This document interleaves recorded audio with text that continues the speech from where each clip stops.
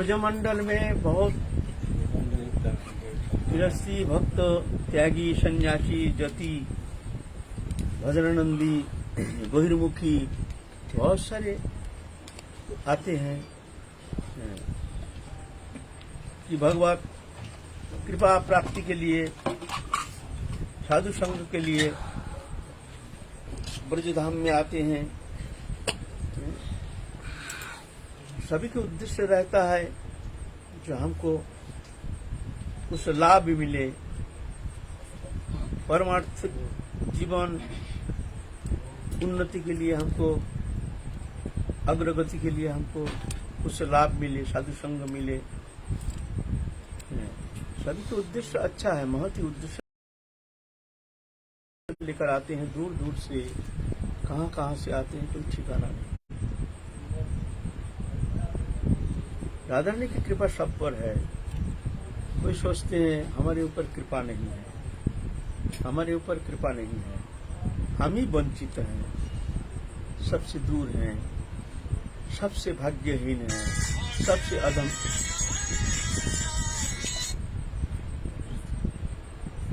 हम ही सबसे भाग्यहीन हैं। सभी के मन में ऐसी ही, ज्यादातर ऐसे भावना दिखने में आता है। वास्तव में ऐसा है नहीं।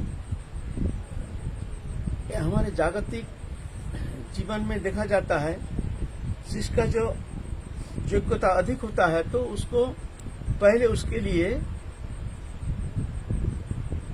जो योग्य है उसके लिए पहले फर्स्ट प्रेफरेंस दिया जाता है, उसके लिए ज्यादा आदर पहले किया जाता है। कोई नौकरी के लिए जाओगे, तुम्हारे अंदर ज्यादा योग्यता है तो तुम्हारा नंबर पहले आएगा, है ना। परीक्षा देते हैं, उसमें जो ज्यादा नंबर कैरी करते हैं उसके लिए पहले फर्स्ट प्रेफरेंस दिया जाता है। जिसका जो योग्यता जिस विषय में अधिक होता है उस विषय में उसको पहले ही उसको आसन दिया जाता है, आदर करके उसको स्वीकार किया जाता है। ये नियम है ना। ज्यादा क्वालिफिकेशन है तो उसका नंबर आगे है ना, जो क्वालिफिकेशन कम है उसका नंबर पीछे। अभी तो पैसा देकर के खूब काम चलता है आजकल, तो ऐसा ही हो रहा है, पैसा दो तो कुछ करो। यहाँ तो क्वालिफिकेशन का कोई योग्यता नहीं है, अभी तो इसका कोई कीमत ही है नहीं हमारे देश में। धीरे धीरे तो इस तरह से हमारे अंदर ऐसे करप्शन घुस गया है ऊपर महल में, जो योग्यता का कोई कीमत नहीं है हमारे पास। हमारे समाज जीवन में योग्यता का दिखने में आता नहीं है, लेकिन वास्तव में ऐसा नहीं है। जो विदेश में आप जाएंगे वेस्टर्न कंट्री में, तो वहाँ योग्यता का बहुत कीमत देते हैं। सरकार उसको पैसा देते हैं, उसको अगर दिखती है अच्छा प्रतिभा है, अच्छा कैलिबर है, गरीब है, तो उसको सरकार ले लेती है। मान लो खेलकूद में बहुत आगे है, देखती है, ठीक है, उसको पैसा दे करके सरकार उसको घर में पैसा पेमेंट करती है, तो कुछ करने का जरूरत नहीं।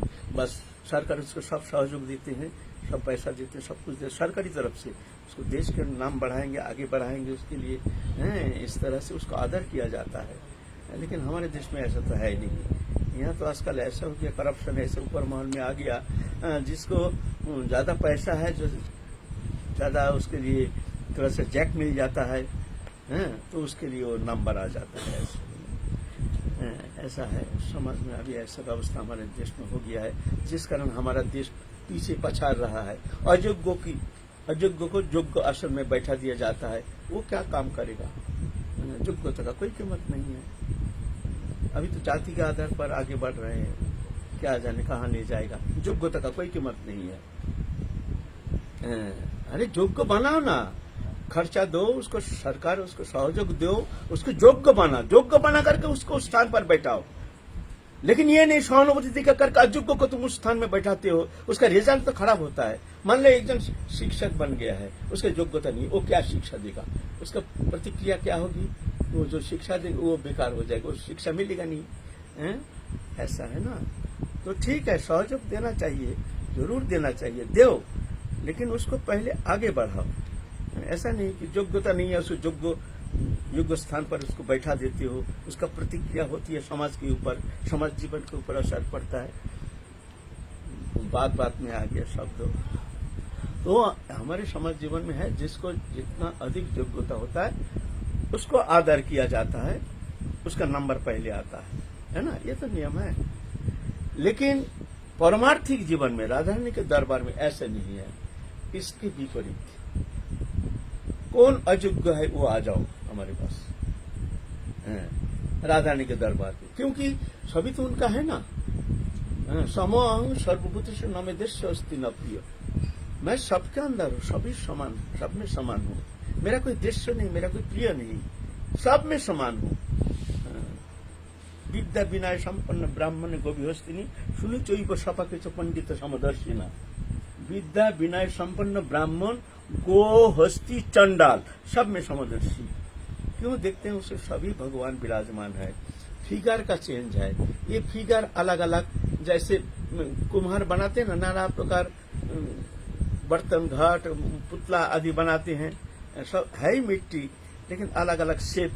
ऐसे ही भगवान ने 84 लाख जन्म में अलग अलग शरीर बनाए हैं, बना करके उससे चेतन सत्ता जो भगवान का सत्ता, वो जा करके इस तरह से उसमें तल्लीन होकर के तदात्म होकर के शरीरधारी बनकर संसार चक्र में घूम रहा है, लेकिन है भगवत सत्ता। ये फिगर का अलग अलग रूप दिखता है किंतु है भगवत सत्ता, है भगवत सत्ता। इसलिए भगवान जानते हैं ना, ये मेरा ही है। हम तो अज्ञानता के कारण, अपना स्वरूप विस्मृति के कारण, भगवत विस्मृति के कारण हम संसार चक्र में एक शरीरधारी बन के घूम रहे हैं। और शरीर में आत्मबुद्धि करके शरीर मैं हूं, ये भ्रमित होकर के हम संसार बंधन में फंस करके, माया मोह में फंस करके फिर 84 लाख जोनि में जाने के लिए तैयारी कर रहे हैं। लेकिन ऐसा तो है नहीं, मैं भगवान का हूं, भगवान मेरे हैं, भगवान से हमारा नित्य संबंध है। ये शरीर अलग अलग, ये तो मातृ जठर में शुरुआत, श्मशान में कोई समाप्ति। मातृ जठर में इसका शुरुआत हुआ, हो गया है, बन रहा है, बनता है, फिर ऐसे ही एक दिन श्मशान में समाप्ति हो जाएगी, छोड़ के जाना पड़ेगा तुमको। न शरीर तुम, न शरीर संबंधी वस्तु तुम्हारा है। लेकिन इसमें तदात्म होने का कारण शरीरधारी बन करके हम संसार में भ्रमित हो रहे हैं, लेकिन वास्तव में हम है भगवान का। ये सत्य है, मानो या ना मानो, इसमें कोई फर्क नहीं पड़ता है। हम ये शब्द बार बार कहते हैं। हम कहते हैं देखो भजन कम करो, लेकिन पहले तुम समझने का कोशिश करो, हम भगवान के हैं, भगवान हमारे हैं, भगवान से हमारा नित्य संबंध है, पहले था, अभी है, पीछे रहेगा, ये नित्य है। किसी भी अवस्था में पलक के लिए भी ठाकुर जी के साथ हमारा डिटैचमेंट होना संभव नहीं है। हम माने या ना माने, हम मानते नहीं है भगवान को, इसमें कोई फर्क नहीं पड़ता है। हमारे संबंध का जो है किंचित मात्र इसमें डिटैच होने का संभावना है नहीं। हाँ, जो नहीं मानता है वो संसार चक्र में घूमता है, 84 लाख जोन में जाता है, दुखमय सागर में गोता लगाता है। और जो जानता है और मानता है वो संसार से मुक्त होकर के भगवत प्रेम सान्निध्य प्राप्त करके, आनंदमय होकर के, आनंद स्वरूप प्राप्त करके, भगवत सेवा प्राप्त करके धन्य हो जाते हैं, है ना। ये फर्क है, मानना और जानना, है ना। तो भगवान देखते हैं ये तो हमारा है ना, तुम मानो या ना मानो, भगवान तो देखते हैं ये तो माया में भ्रमित होकर के संसार चक्र में फंस करके, ये तो जानता नहीं है हमको, तो इसीलिए भगवान उसके प्रति अधिक करुणा करते हैं। जो ये बहिर्मुख है, ये हमको मानता नहीं है, जानता नहीं है, जानने का कोशिश नहीं करता है, तो उसके प्रति भगवान की करुणा अधिक होती है। तो ऐसे जो अयोग्य जो है वो अगर भगवत शरणापन्न हो जाते हैं, भगवत शरण में आ जाते हैं, तो भगवान उसको अधिक कृपा करते हैं, पहले कृपा करते हैं। अयोग्य कौन है वो आ जाओ हमारे पास। कौन है अयोग्य? अपीछित सुदुराचार भजत माम अनन्यभाग साधुरव सम्मंतव्य। अति सुदुराचारी व्यक्ति भी अगर मेरे शरण में आ जाता है तो उसको दुराचारी नहीं समझना, मैं उसको धर्मात्मा बना देता हूँ और बहुत जल्दी वो मेरी कृपा प्राप्त करके फिर वो मेरे पास आ जाता है। ऐसे जो अयोग्य है एक बार मेरे शरणापन्न हो जाते हैं तो जाके भगवान उसको अभय प्रदान करते, भय नहीं, अहं त्वां सर्व पापी मुक्तिष्यामि। तुम अनादिकाल जितना पाप किया है मैं तुमको समस्त पापों से मुक्त कर दूंगा। हम नहीं कह रहे हैं, भगवान कहते हैं, शास्त्र कहते हैं। भगवान इतने करुणामय, वो तो सब पाप हम तुमको उससे मुक्त कर देंगे। तभी वो शरण गच्छ, तुम सिर्फ मेरे शरण में आ जाओ, एक बार मेरे शरण में आ जाओ।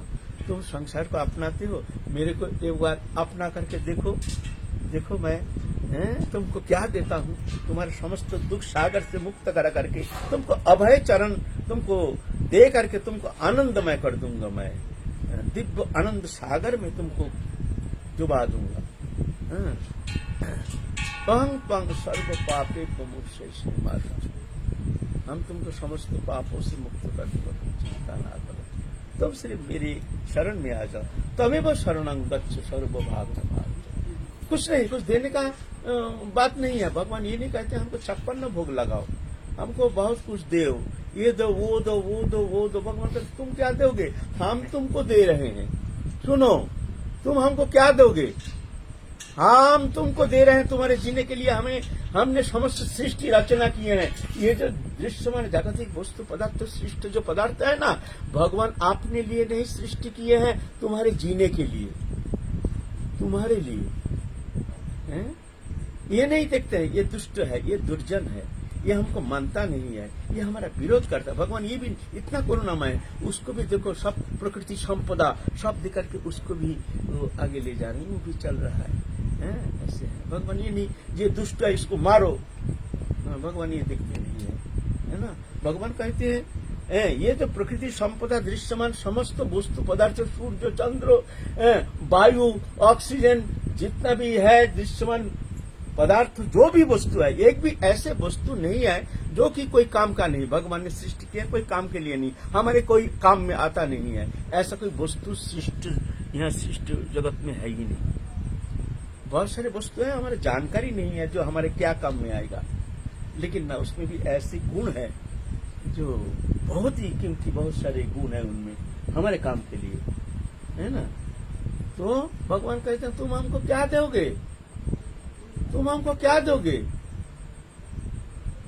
हमको कुछ चाहिए नहीं। मन मना भगो, तुम्हारा मन को बस उसी में हम प्रसन्न हो जाएंगे। देखो, तुम संसार को प्यार करते हो ना, लेकिन यह तो कुछ मिलेगा नहीं। जिसको तुम प्यार करते हो वो तो तुमको स्वार्थवश तुमको प्रेम दिखाते हैं, तुमसे वो कितना आनंद प्राप्त करेंगे उस आधार पर तुमको वो प्रेम दिखाते हैं। प्रेम है नहीं, प्रेम होता नहीं, प्रेम हो नहीं सकता है दृश्यमान जगत से। वो प्रेम दिखाते हैं, तुमसे जितना आनंद मिलेगा उसके आधार पर वो प्रेम दिखाते हैं। अच्छा, मान लीजिए एक तरुण तरुणी बहुत प्रेम करते हैं, एक दूसरे से मानने के लिए जीन सब तैयार रहते हैं ना। तो मान लीजिए कोई कारणवश आग में जल करके उसका मुंह बहुत बिगड़ गया, चेहरा बहुत खराब हो गया, क्या वो ऐसा प्रेम कर सकते हैं? करेंगे? क्यों नहीं करेंगे? क्यों नहीं करेंगे? उससे इतना प्रेम है भाई। तुम जिसके लिए तुम मरने के लिए तैयार हो, जिसके बिना तुम जी नहीं सकते हो, उसको जल करके मुंह विरूप हो गया, दिखने में खराब हो गया चेहरा, कैसे तुम प्रेम क्यों नहीं कर सकते हो? नहीं, हम उससे प्रेम नहीं करते, उसको रूप से प्रेम करते थे, उसको रूप को प्रेम करते थे। ये है ना, ये संसार ऐसा है। माने तुम कमाते हो पैसा, बहुत कमाते हो, संसार में सब तुम्हारे जितना परिवार है सब तुमको बहुत प्रेम करते हैं, आदर करते हैं, खातिर करते हैं।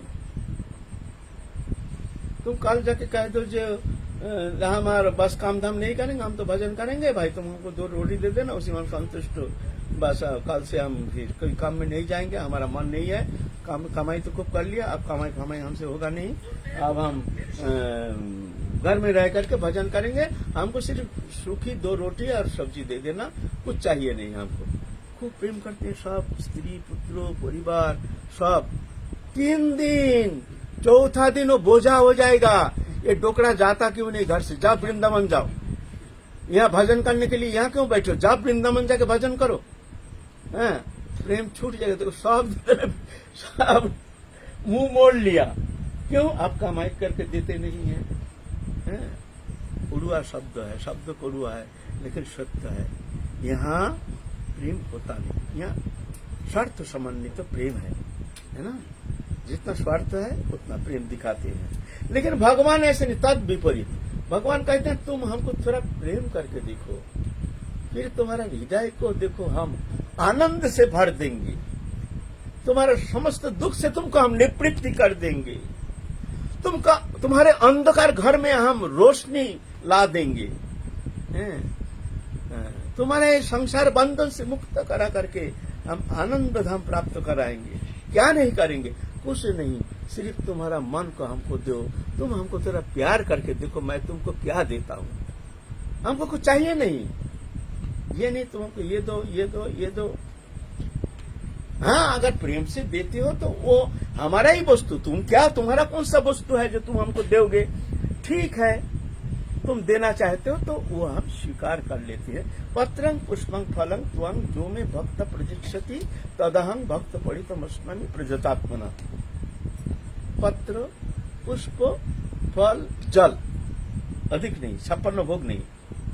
अरे ये डालडा घासलेट वाला घी से बना करके हलवी कर चला, कैसे कैसे गंदगी से कैसे कैसे बना करके रात में कोई रकम बना करके, उससे तो पैसा से मतलब है, और 56 भोग लगा रहे हैं, उसका शुद्धता नहीं, कुछ नहीं, ऐसे बना करके राधा रानी का 56 भोग लग रहा, कोई शुद्धता का विचार नहीं हो। घासलेट वाला वही चर्बी वाला घी उसी से बना करके ऐसे, वो तो 56 भोग राधा रानी झाँकते भी नहीं है, हमको क्या दे रहा है 56 भोग,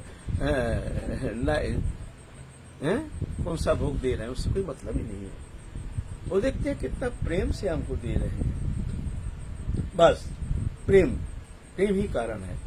पत्रं पुष्पं फलं त्वं जो में भक्त प्रजिष्यति, तुम्हारा देने की इच्छा है। पत्र माने कौन सा पत्र? पत्ता भगवान खाते हैं, तुलसी पत्ता। यहाँ तुलसी पत्ता की बात किया जाता है। यह तुलसी एकमात्र भगवत सेवा में तुलसी पत्र लगता है। हाँ, तुम 2 दल तुलसी देकर उनके चरण में समर्पण कर दो, उसमें विषय। फलम जलम, 1 गिलास जल। तुलसी दल जल मात्र जलस्य चुलुकेन वा विक्रणीत स आत्मनं भक्तव्य भक्त वर्षल। भगवान कहते हैं 1 गिलास जल और 1 दल तुलसी देकर के जो हमको निवेदन करते हैं, प्रभु ये पानी तुम पी लो। भगवान कहते हैं उसको मैं क्या दूं, उसके लिए मैं चिंतित हो जाता हूं। तो विक्रणित स्व आत्मनं, मैं अपने आत्मा को भी बेचने के लिए तैयार हो जाता हूं, उसके पास ऋणी हो जाता हूं। भक्ति से देते हैं तो ऐसे नहीं तुम जल दे दिया, भगवान तुमको आत्मा दे दिया, ऐसा थोड़ी होता है। तुम्हारा पास प्रेम कितना है भगवान ये देखते हैं। प्रेम से तुम 1 गिलास जल दे दिए ना, भगवान कहते हैं विक्रणित स्व आत्मनं, भगवान आत्मा तक देने के लिए तैयार हो जाते हैं। ऐसे भक्त वत्सल भगवान। लेकिन देखो मनुष्य कितना बेईमान निमक हराम है। भगवान हमको जीने के लिए समस्त प्रकृति संपदा, समस्त सृष्टि रचना करके हमारे जीने के लिए हमको भगवान इतना कर रहे हैं। बोलते तुम हमारी क्या सेवा करोगे? देखो हम तुम्हारी सेवा कर रहे हैं, तुमको हमारे लिए थोड़ा सा भी चिंता नहीं होती है, हम तुमको इतना प्यार करते हैं। ममई वंश जीवलोक जीवभूत सनातन मन षष्ठान इंद्रियानि प्रकृति स्तरी कश्यति। मेरे अविनाशी अंश जीव चैतन्य सत्ता प्रकृति में इंद्रिय के द्वारा उसको आकर्षित होकर के उसको भोगता है मेरे अंश। तब भगवान कहते हैं ये प्रकृति समस्त संपदा हम तुम्हारे लिए सृष्टि की, क्या दोगे हमको? हमको कुछ नहीं चाहिए। अगर देना है तुम्हारा मन को हमको दो, थोड़ा हमको प्यार करके तुम देखो, फिर देखो हम तुम्हारे लिए क्या करते हैं। तुम्हारे लिए मैं आत्मा तक देने के लिए तैयार हो जाता। ऐसे भगवान कृतज्ञ महान है। ये अनंत विभु अनंत आनंद संपदा, ये संपदा तुम्हारे लिए भगवान रखे हैं। कहते हैं तुम्हारे मन को हमको दो, फिर ये समस्त जो सुख संपत्ति है सब तुम्हारे लिए हम रखे हैं, हम तुमको दे देंगे, हम तुमको दे देंगे, है ना। यही अनंत भंडार, भगवान अनंत है। तो भगवान चाहते हैं सभी जीव भजन करके हमारे पास आ जाए। वो तो कमी नहीं है, अनंत है। कितना तुम वहां आनंद सिंधु में तुम गोता लगाओ कि कितना आनंद चाहिए, अंतहीन आनंद। यहाँ तो आनंद है नहीं। अनित्यम सुखम लोगम इमां प्राप्त भजस्वाम। अर्जुन संसार सुखी, अनित्यम यहाँ नित्य नहीं, नष्ट हो जाएगा। असुखम यहाँ सुख है नहीं, मेरा भजन करो। ये जागतिक संसार में कौन सा सुख के लिए, कौन सा सुख की आशा लगी, आशा के लिए, कौन सुख प्राप्ति के लिए है, कौन सुख अनुसंधान के लिए तुम इस तरह से अपने मानव जीवन तुम नष्ट कर रहे हो है? भगवान कहते कुछ नहीं चाहिए हमको, तुम्हारा मन को हमको तो मन मना भव, बस इसी में हम प्रसन्न है, तृप्त हो जाएंगे, इसी में हम तृप्त हो जाएंगे। लेकिन देखो हमारे हृदय में भगवान के लिए कोई स्थान है नहीं। संसार के लिए जो हमको कुछ देगा नहीं, दे नहीं सकता है, उनके लिए हम अपना जीवन को समर्पण करके, उनके सुख सुविधा के लिए अपना मानव जीवन चौपट करके ना जाने क्या क्या गलत राह पर हम चल रहे हैं, अपने भोग सुख के लिए ना जाने कैसे कैसे गलत मार्ग अवलंबन करके, धन उपार्जन करके, इनके सुख के लिए हम जी रहे हैं। कुछ मिलेगा नहीं, मिला नहीं, किसी को मिला नहीं, मिलता नहीं, मिल नहीं सकता है। अगर विश्वास नहीं तो तुम एक किसी को भी पूछ लेना, तुम सुखी हो? अगर कोई कह देना हम सुखी हैं, यहाँ कोई सुखी है नहीं, यहाँ कोई सुखी है नहीं, यहाँ कोई सुखी है नहीं, हो नहीं सकता है। जितना उम्र बढ़ता है उतना यह दुखी होता जाता है।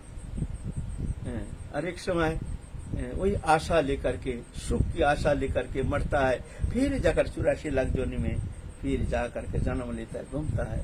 इस तरह से जीव संसार चक्र में पुनः पुनः आवर्तित होकर के दुखमय सागर में गोता लगा रहे हैं, दावानल पीड़ित होकर के, कष्ट में जल करके, ताप करके 84 लाख जोनी में इस तरह से भ्रमण कर रहा है।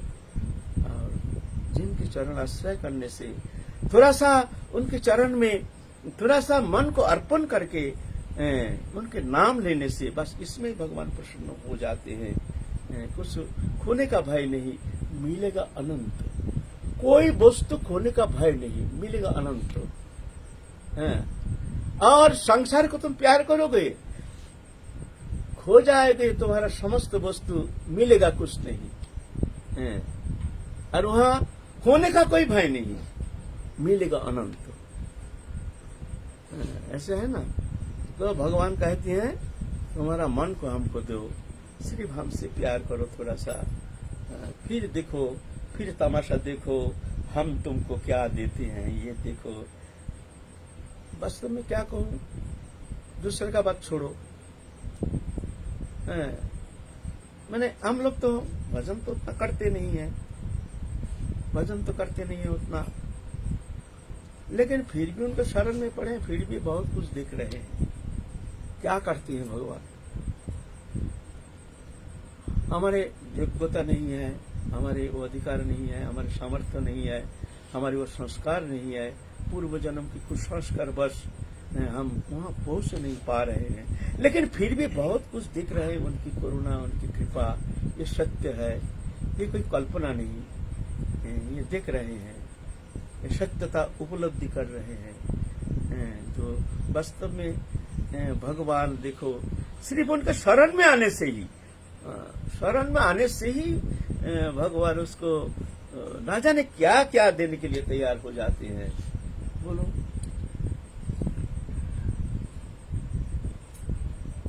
कल गुरु पूर्णिमा है, सबकी आशा है गुरु प्रसन्न हो, ये इनके इन प्रकार गुरु प्रसन्न।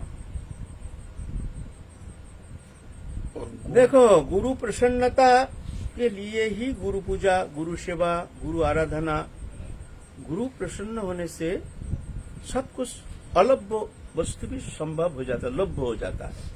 गुरु प्रसन्नता जनतन प्रकार गुरु में वो प्रसिद्ध है। जैसे भी हो गुरु को प्रसन्न करो, जनतन प्रकार गुरु में वो प्रसिद्ध है, गुरु को प्रसन्न करो। कृष्ण रुष्ट गुरु त्राता, गुरु रुष्ट न कंचन। तस्पर सर्व प्रजत्नेषु गुरु में वो प्रसिद्ध है। कृष्ण रुष्ट होने से गुरु रक्षा कर सकते हैं, लेकिन गुरु अप्रसन्न होने से कोई रक्षा करने में ऐसे सामर्थ्य किसी का है नहीं। गुरु रुष्ट न कश्चन, गुरु रुष्ट होने से भी कोई गति नहीं। इसीलिए काय मन वचन से गुरु को प्रसन्न करो। आप गुरु प्रसन्न कैसे होते हैं? देखो, गुरु कोई लौकिक है नहीं।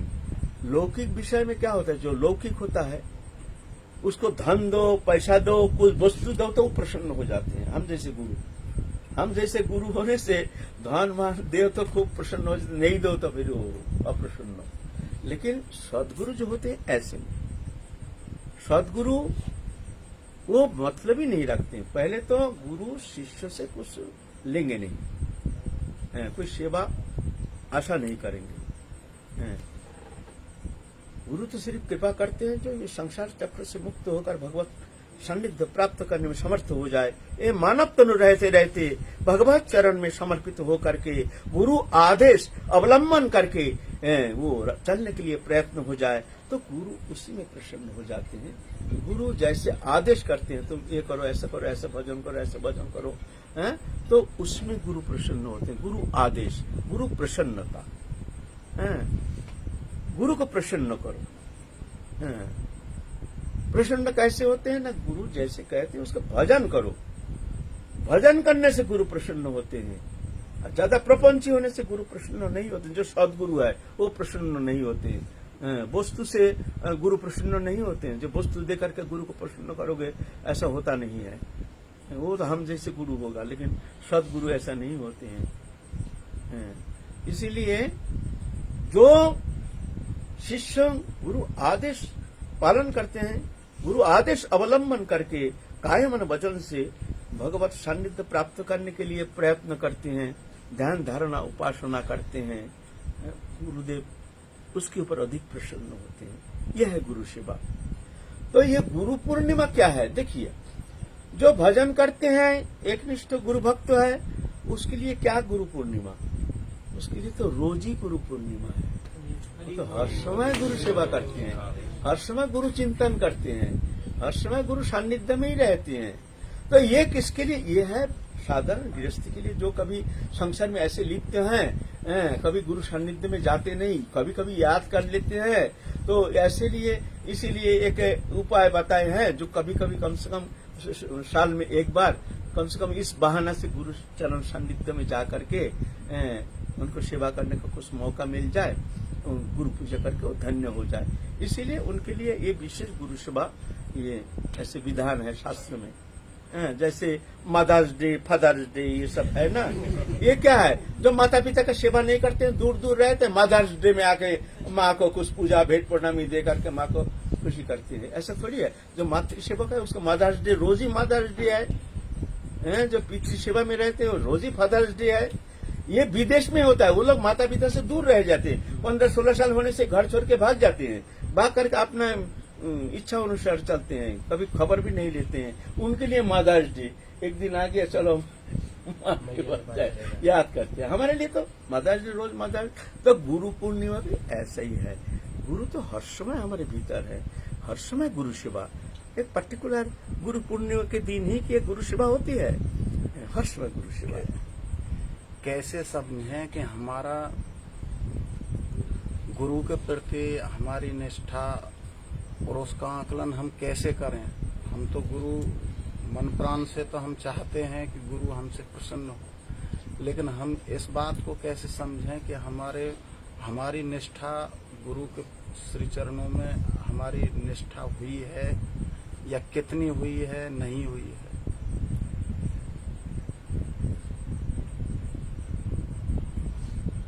देखो, गुरु के लिए एक दर्द, गुरु जो आदेश करते हैं किसी भी अवस्था में थोड़ा सा के लिए भी वो आदेश कभी उल्लंघन हो जाता है तो भयंकर घबरा जाता है, उसको भारी कष्ट होता है, हमसे बहुत भारी भूल हो गया।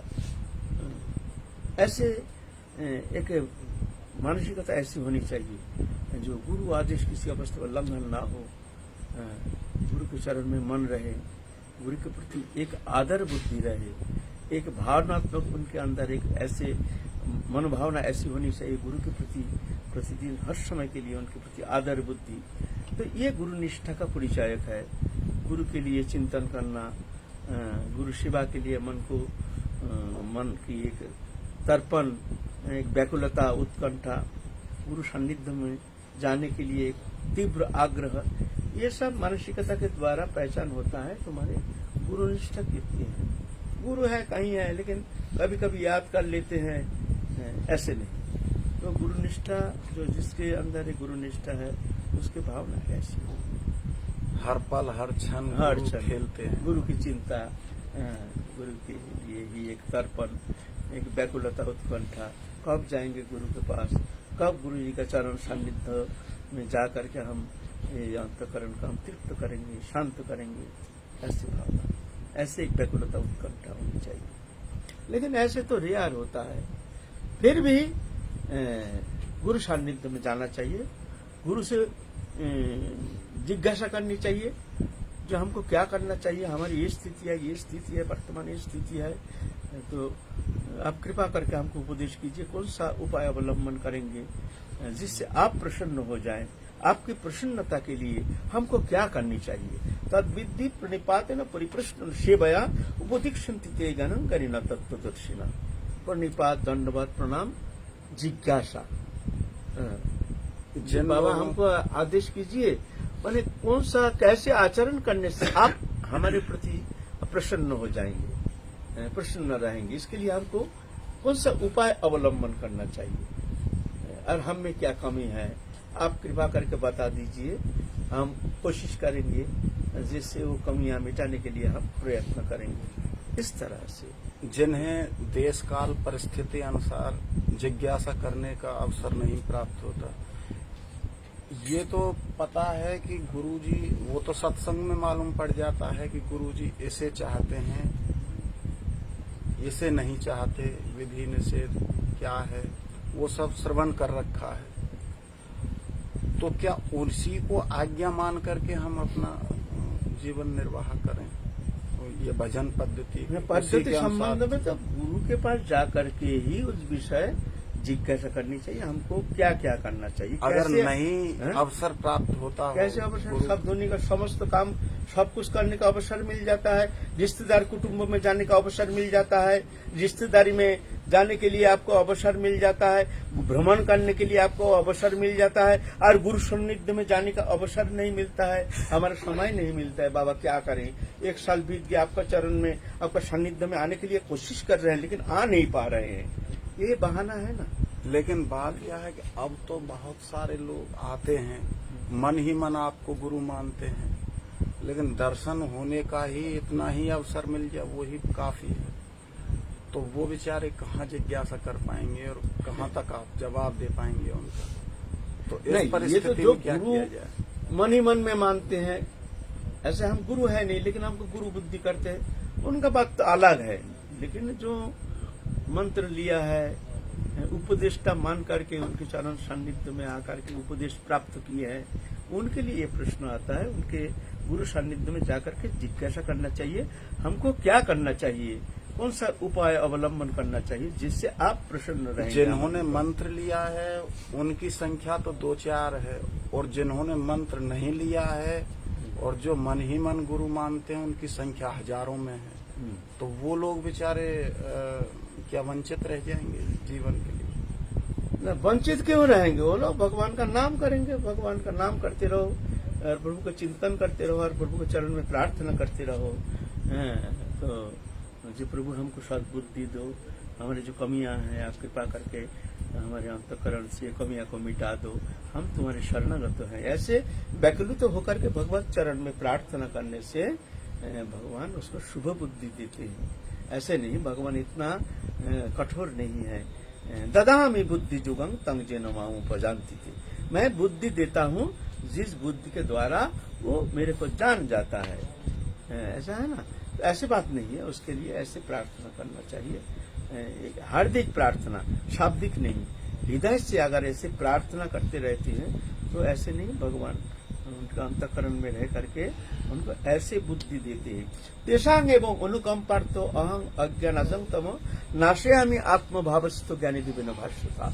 उनको अनुकंपा कृपा करने के लिए उनके हृदय में बैठ करके मैं उसके भीतर ज्ञान रूप प्रदीप को प्रज्वलित कर देता हूँ, उसका अंधकार को मैं नाश कर देता हूँ। नाशे में आत्मभवस नाश कर देता हूँ। आत्मभवस्त भीतर में बैठ करके ज्ञानी दिव्य भाष्यता ज्ञान रूप प्रदीप को प्रज्वलित कर देता हूँ। वो जान जाता है, उसका बुद्धि उसमें शुद्ध होने के कारण वो देखता है हमारे अंदर कमी क्या है, कैसे क्या करें, कौन सा उपाय अवलंबन करने से फिर हम सही मार्ग में चल पाएंगे। तो ये बुद्धि भीतर में स्वयं प्रभु देते हैं। ऐसे समर्पित होने से फिर जाके प्रभु उसको बुद्धि देते हैं। और जो अपने को बुद्धिमान मानते हैं, अपने को बुद्धिमान मानते हैं, हम बहुत जानते हैं, बहुत समझे हैं, शास्त्र अध्ययन किए हैं, तो भगवान कहते हैं ये तो अपने को बुद्धिमान मान गया, भाई चलो। तो हमारा क्या ठेका पड़ा है तुमको बुद्धि देने का? बुद्धि तो हम उसको देते हैं जो कुछ जानता नहीं, और तुम तो अपने को मानते हो मैं बहुत बुद्धिमान हूँ, ज्ञानी हूँ, तो ठीक है, अच्छा बढ़िया, चलो। ऐसा है ना। तात्पर्य ये है कि जो मन ही मन जो गुरु मानते हो उनको समष्टि गुरु रूप में वो व्यष्टि गुरु ही कृपा से वंचित नहीं करेंगे ना, वो कृपा से वंचित नहीं होगा, क्योंकि भगवान गुरु रूप में विद्वान है। एक गुरु मंत्रोदय काने और एक गुरु मंत्रोदय प्राणे, यह है चैत्य गुरु। एक गुरु मंत्रोदय काने, ये जो कान फूकते हैं वो है एक गुरु, वो बेष्टि गुरु। और एक गुरु मंत्रोदय प्राणी माने ददामी बुद्धि जो, ये चैत्य गुरु हमारे भीतर बैठे हुए हैं, हमारे साथ एकदम भीतर हृदय में बैठे हुए हैं, वो हमको बुद्धि देते हैं, है ना। ऐसे तो उनके शरणापन्न होकर के जब उनसे प्रार्थना करते हैं अति विनम्रता से, उस सुधारा बहा करके जब उस प्रार्थना करते हैं तो भगवान उसके भीतर ही बुद्धि दे देती है। ऐसे एक प्रश्न और लास्ट, सबकी इच्छा है कि आपसे जो है दीक्षा मंत्र लिया जाए। आप अभी तक तो आपने दीक्षा तो किसी को दी नहीं है। भाई देखो, गुरु बनना हमारा आदत नहीं, ना इसमें हमारा कोई आग्रह है, बल्कि हमको बहुत भय लगता है। भाई हम अपने कहा गड्ढा में पड़े हुए हैं, हम खुद फंसे हुए हैं, भाई हम किसको बंधन मुक्ति करेंगे। इसीलिए भाई ये सब शब्द तो हमको अच्छा नहीं लगता है। अभी ये भगवान है, उनकी सृष्टि है, वो देखेंगे, इसके लिए हमको चिंता करने का कोई अवकाश नहीं है। जय जय श्री राम। ये राधा रानी संभाल लेंगे, उनकी सृष्टि है, वो संभाल लेंगे। नाम से ही चलो, नाम करते रहो, नाम किसी को वंचित नहीं करते हैं। जिसको दीक्षा प्राप्ति नहीं हुई है, सदगुरु सानिध्य प्राप्ति होने का जिसके कोई मौका नहीं मिला है, वो नाम करते रहे, अखंड नाम करते रहे, नाम ही उसको कृपा करेंगे। जरूरत होने से नाम ही उसको सदगुरु के चरण सानिध्य में पहुंचा देंगे। नाम, इसीलिए हरि नाम करते रहो, हरि नाम करते रहो। जय जय श्री राम।